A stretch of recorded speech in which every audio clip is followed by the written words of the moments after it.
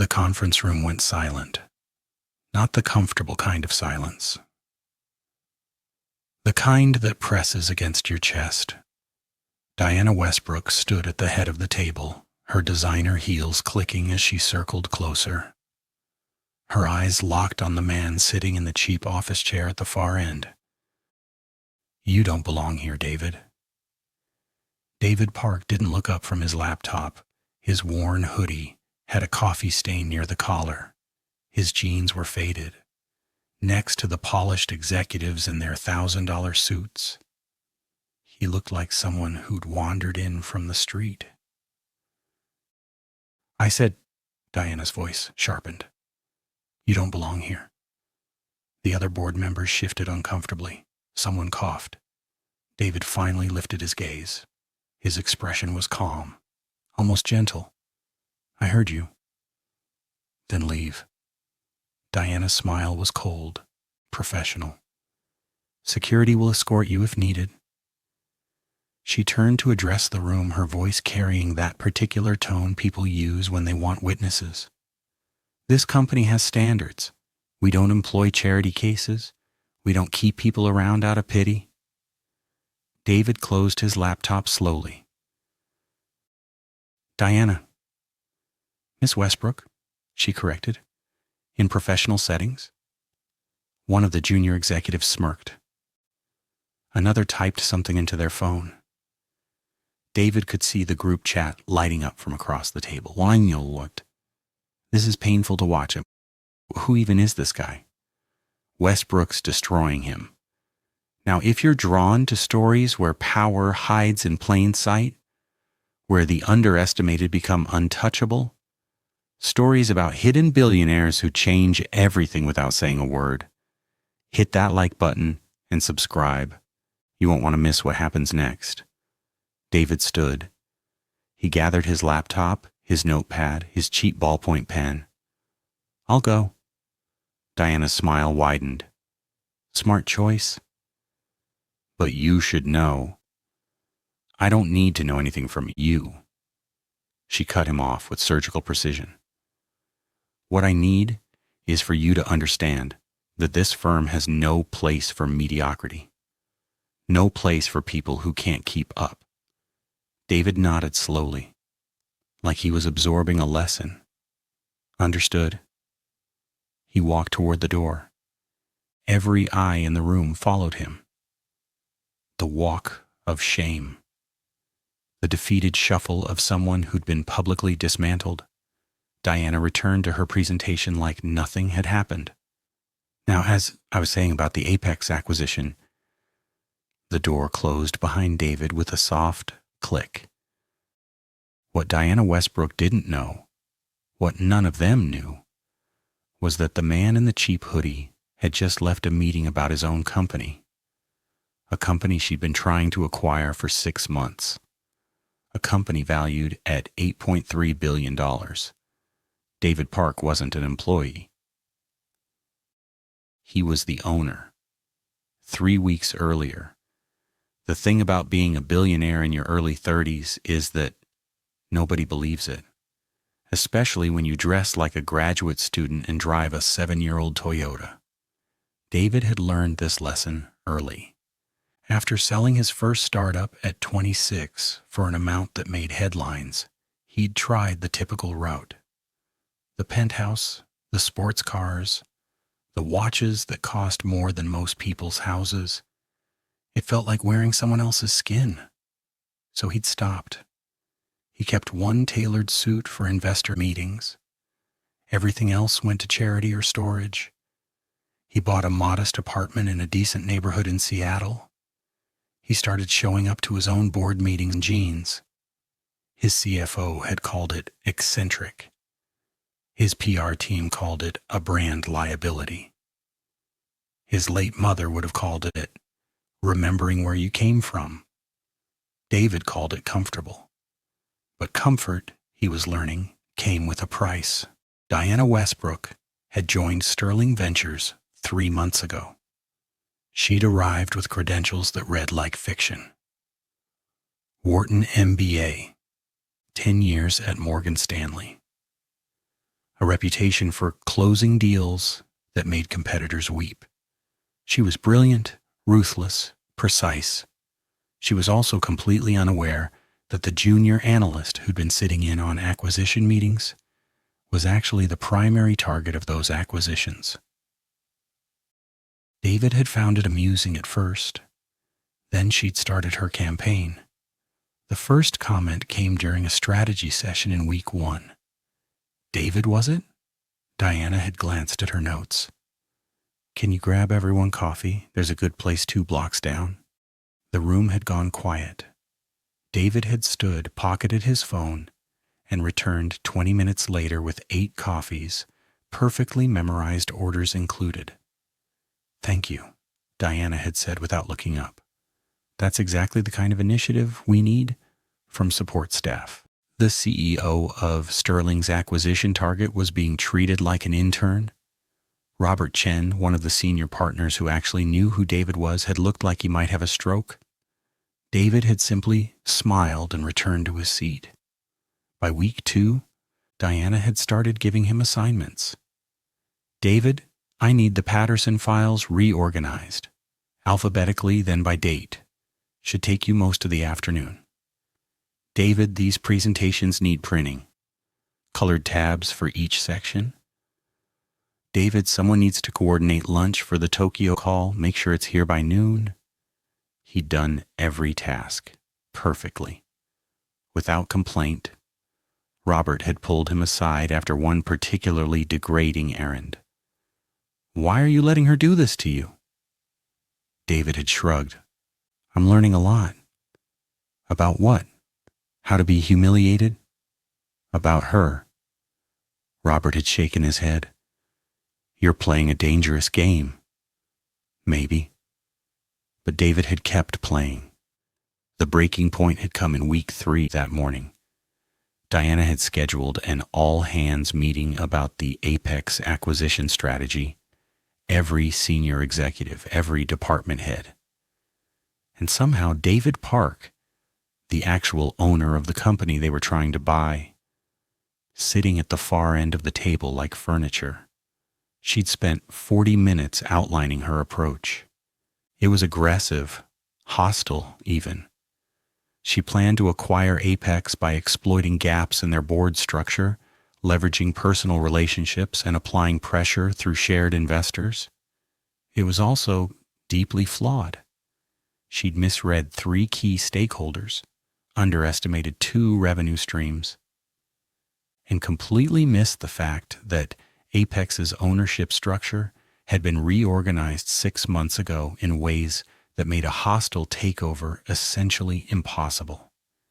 David had known this because he'd been the one to reorganize it. He'd waited until she finished. Then he raised his hand. Yes? Diana's tone suggested she'd forgotten he was there. I think there might be some issues with the stakeholder analysis. The room had tensed. Diana's smile had frozen in place. Issues? The board structure you're referencing is outdated. There was a significant reorganization last quarter that would make this approach. Are you contradicting me? David had paused. I'm offering information that might be... Information? Diana had laughed. A sharp, brittle sound. You're a junior analyst who's been here for 3 months. I've been closing billion-dollar deals since before you graduated college. I understand, but... No. She'd cut him off with the precision of a scalpel. You clearly don't understand. You don't understand your place here.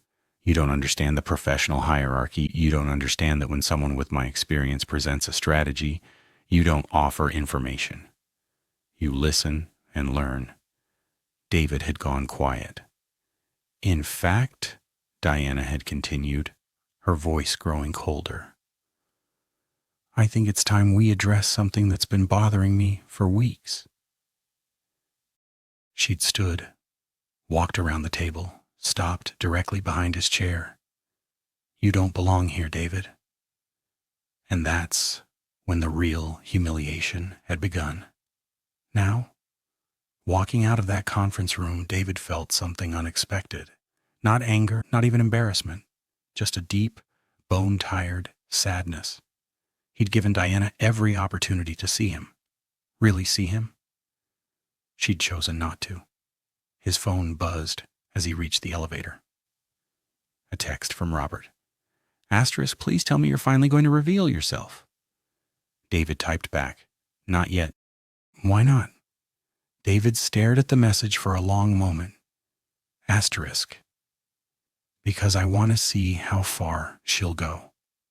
The answer came faster than he expected. That afternoon, David returned to his actual office, a converted warehouse in Georgetown that served as Apex's headquarters, to find his assistant Michelle, looking pale. We have a problem? What kind of problem? She turned her laptop around. An email chain between Diana Westbrook and 3 of Apex's board members. The subject line, concerns regarding leadership competence. Avid scanned the contents. His jaw tightened. Diana had somehow gotten contact information for board members and was systematically undermining him, suggesting Apex was poorly managed, implying the company was vulnerable because of inexperienced leadership. She was sabotaging his own company to him without knowing it was him. How did she get their contacts? David asked quietly. I'm guessing someone leaked them. Maybe someone who thinks a takeover would benefit them personally. David scrolled through the emails. Diana was good. Every criticism was carefully worded. Nothing actionable, nothing that crossed legal lines. Just professional assassination disguised as due diligence. What do you want to do? Michelle asked. David closed the laptop. Nothing. Nothing? Let it play out. Michelle stared at him. She's trying to destroy your reputation to the board of your own company. I know. And you're going to let her? David thought about Diana's face in that conference room. The absolute certainty in her eyes. The conviction that she was right. That she was helping her firm by removing someone unworthy. I want to see where this goes, he said finally. I want to understand who she really is when she thinks she has power. That's either very wise or completely insane. David smiled without humor. Maybe both. 1 week later, the pressure escalated. Diana had started a whisper campaign, not just at her firm, but across the industry. David Park, inexperienced, out of his depth, lucky with one exit, but lacking the fundamentals. Industry blogs started picking it up. Anonymous sources questioned Apex's strategy. Investors started making concerned calls. Robert Chen cornered David at a coffee shop in Pioneer Square. This has gone too far. She's damaging your company. Our deal pipeline is slowing because people are scared. I know. Then stop her. How? David asked calmly. By revealing who I am? By making her look foolish? Yes, exactly that. David shook his head. That's revenge. I'm not interested in revenge. Then what are you interested in? Understanding. David stared into his coffee. She believes she's the hero of this story, Robert. She thinks she's protecting her firm from a bad acquisition. She thinks she's maintaining standards by pushing out someone incompetent. So I want to know what happens when heroes realize they're villains. Robert sat back. You're playing with fire. I know. But David didn't stop the game. The breaking point came during an industry gala at the Fairmont Olympic. The kind of event where deals happen in corners and reputations are made or destroyed over champagne. David almost didn't go. He hated these things, performative networking, the false intimacy. But something made him buy a ticket. He arrived in his one good suit, navy blue, understated. He'd even gotten a haircut. For once, he looked the part. Diana Westbrook was holding court near the bar, surrounded by admirers, telling a story that made everyone laugh. She hadn't seen him yet. David grabbed a drink and found a corner. He watched her work the room. She was magnetic, brilliant. The way she commanded space was genuinely impressive. Then he heard his name. David Park, yes, the Apex CEO. Diana's voice, carrying across the marble floor. David went still. I've been dealing with him indirectly through some board contacts, Diana continued. Frankly, I'm shocked the company has survived this long. He's utterly unqualified. No formal business education, no real management experience. Just got lucky with one startup and thinks he understands enterprise operations. The group around her murmured sympathetically. I've been trying to explain to my firm that acquiring Apex would be a mistake unless we completely restructure leadership. The company has potential, but Park is a liability. Someone in the circle asked a question David couldn't hear. Diana laughed. Oh, he's probably here somewhere. You'd never know it, though. He dresses like he's going to a college party. I once mistook him for an intern. More laughter. The problem with these young tech founders, Diana said, her voice taking on a lecturing tone, is that they think one success makes them invincible. They don't understand institutional knowledge. They don't respect experience. They need to be humbled. David felt something shift inside his chest. Not anger, something colder, clearer. He'd given her every chance, every possible opportunity to ask questions, to dig deeper, to see beyond surfaces. She'd chosen certainty over curiosity, ego over truth. He finished his drink and walked toward her group. Diana saw him approaching, and her expression flickered. Surprise, then something like disdain, that smooth professional mask. David, she said with false warmth. What a surprise. I didn't know junior analysts got invitations to these things. The group turned to look at him, their eyes assess, judging. Actually, David said quietly, I bought a ticket. How enterprising. Diana's smile was razor sharp. Though I'm surprised you could afford it on an analyst's salary. Someone in the circle smirked. David looked at Diana for a long moment. Really looked at her. She was so certain, so convinced of her own narrative. Diana, he said softly, do you ever wonder if you might be wrong about someone? Her smile widened. When I'm wrong, I admit it, but I'm rarely wrong. Must be comforting. It's called competence. David nodded slowly, like he was memorizing this moment. I hope you remember this conversation, he said. Then he turned and walked away. Behind him, he heard Diana laugh. See what I mean? She said to her circle. No professional boundaries. No understanding of hierarchy. David kept walking. He had one more play to make. But it wouldn't be tonight. For 2 weeks, David disappeared, not literally. He still ran Apex from his Georgetown office, still took calls with his actual board, still managed the dozen initiatives that kept an $8 billion company running. But he stopped going to Diana's meetings, stopped playing the role of the invisible analyst, just vanished from her world. Diana barely noticed at first. She was too busy executing her strategy, meetings with Apex board members, presentations to her firm's partners, positioning herself as the architect of what would be her career-defining acquisition. Then the responses started coming back. Polite, professional, dismissive.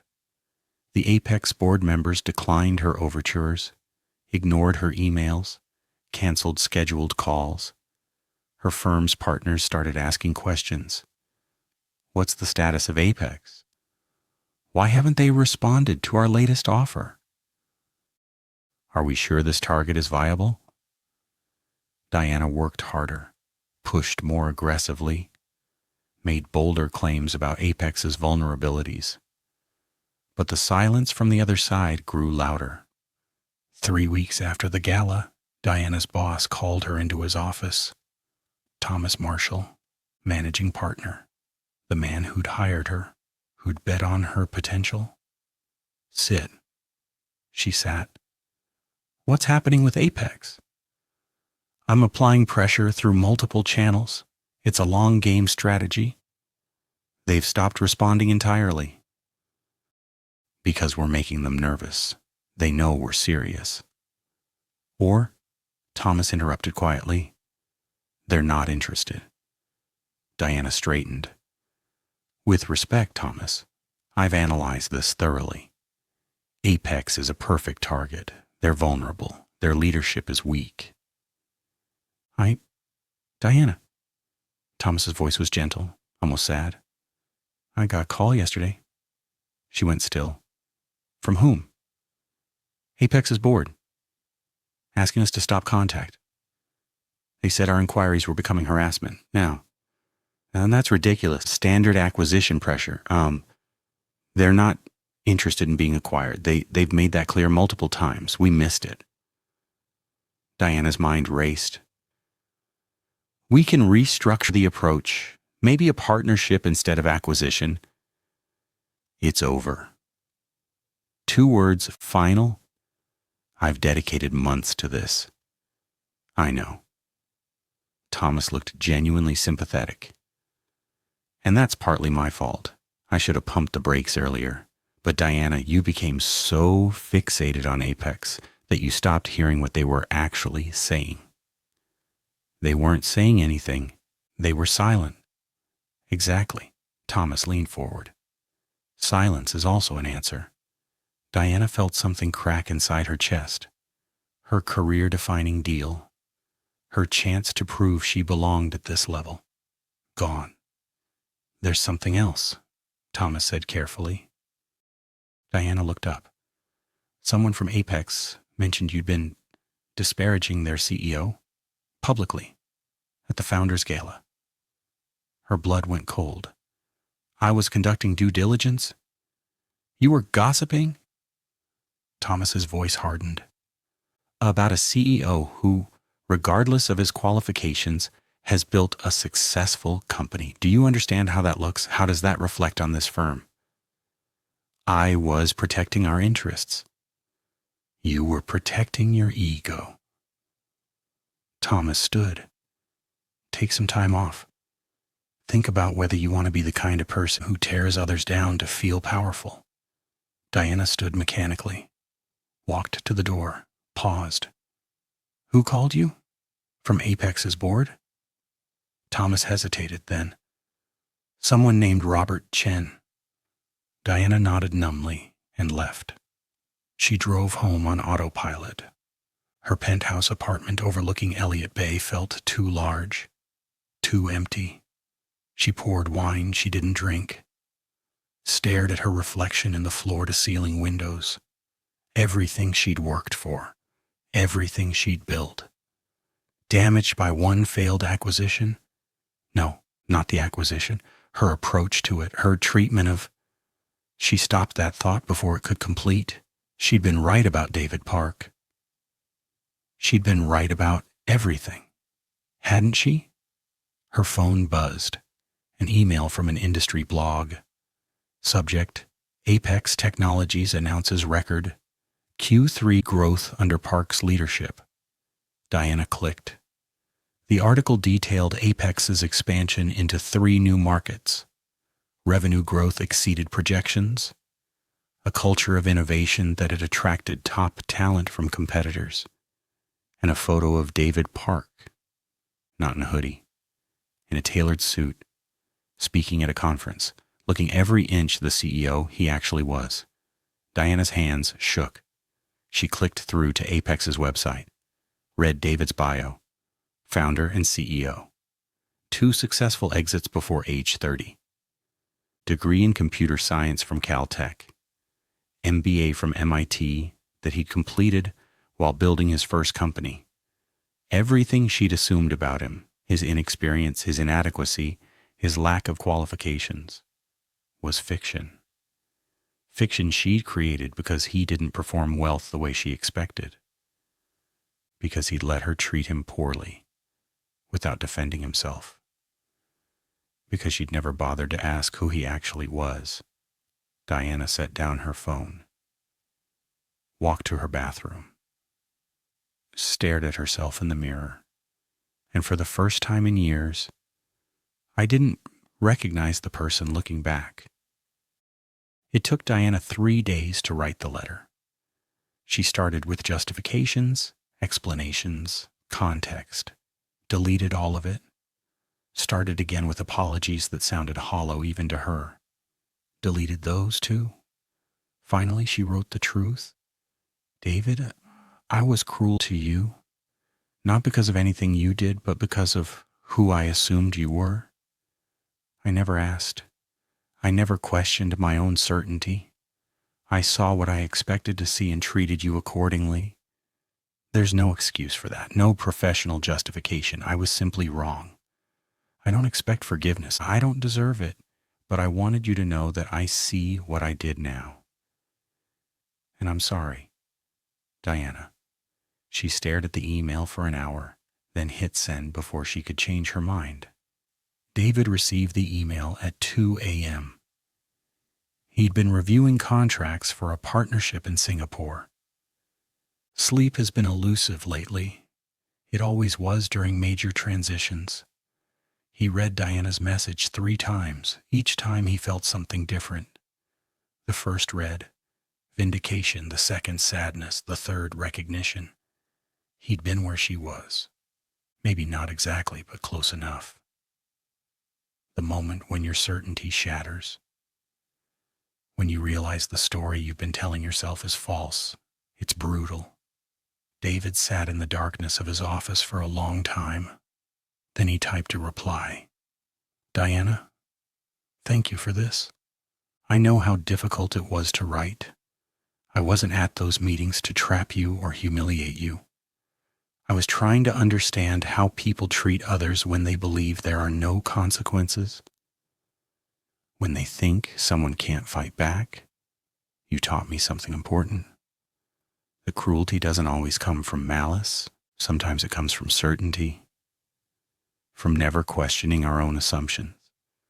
I hope you'll take time to figure out who you want to be, not who you think you should be, not who the industry expects, but who actually matters when you're alone with yourself. That's the hardest work any of us do. David, he hit send. Then he closed his laptop and finally went home to sleep. 6 months later, the coffee shop was the same one where David had met Robert all those months ago in Pioneer Square. Different seasons now, spring instead of winter, light instead of dark. Diana arrived 5 minutes early. David watched her through the window, gathering courage. She'd changed. The razor-sharp edge had softened. Not a weakness. Something else. Something more real. He pushed open the door and walked to her table. Thank you for meeting me, Diana said. Of course. They sat in awkward silence for a moment. I left the firm, Diana said finally, 3 months ago. I heard. I'm doing consulting now. Smaller clients, companies that need strategic help but can't afford the big firms. She smiled slightly. It's humbling, in a good way. David nodded. I've been thinking a lot about what you wrote, Diana continued. About certainty, about questioning assumptions. She met his eyes. I was so sure I was the competent one, the experienced one, the one who understood how business worked. You are competent and experienced. But I forgot to be curious. Diana's voice was quiet. I forgot that everyone has a story, that surface lie. David thought about his hoodie, his Toyota, his choice to hide who he was. Surfaces lie, he agreed. But sometimes we hide behind them for protection. Why didn't you just tell me who you were? That first day. David considered the question. Because I wanted to see who you'd be when you thought there were no consequences. When you had power over someone you saw as lesser. That's cruel. Maybe. David shrugged. But it's also honest. We're all different people depending on who's watching. I wanted to know who you were when you thought nobody important was watching. Diana absorbed that. And what did you learn? That you're capable of cruelty, but also of growth. The first part is universal, the second part is rare. She looked down at her coffee. I've replayed those meetings in my head 1,000 times. The things I said, the way I treated you.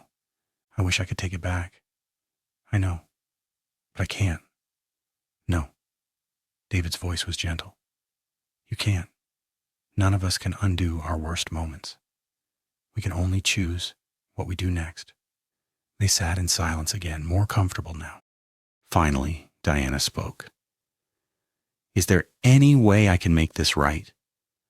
David thought about revenge, about public humiliation, about all the ways he could have destroyed her reputation the way she'd tried to destroy his. He thought about the man in the hoodie, the invisible analyst, the person nobody saw. And he thought about the woman across from him now, stripped of certainty, trying to rebuild. Yes, he said finally. Diana looked up, hope flickering in her eyes. Remember this feeling, David said. This moment, when you're tempted to judge someone by surfaces, when you have power over someone you think is lesser. Remember what it feels like to be wrong. That's it. That's everything. David stood to leave. Diana stood too. David, you... He paused. Thank you for not destroying me when you could have. David smiled, a real smile this time, warm. I don't want to destroy anyone, Diana. I just want people to see each other. Really see each other. He turned toward the door. David? He looked back. That conference room, Diana said. When I kicked you out, what were you thinking? David remembered that moment, the silence, the stares, the walk to the door.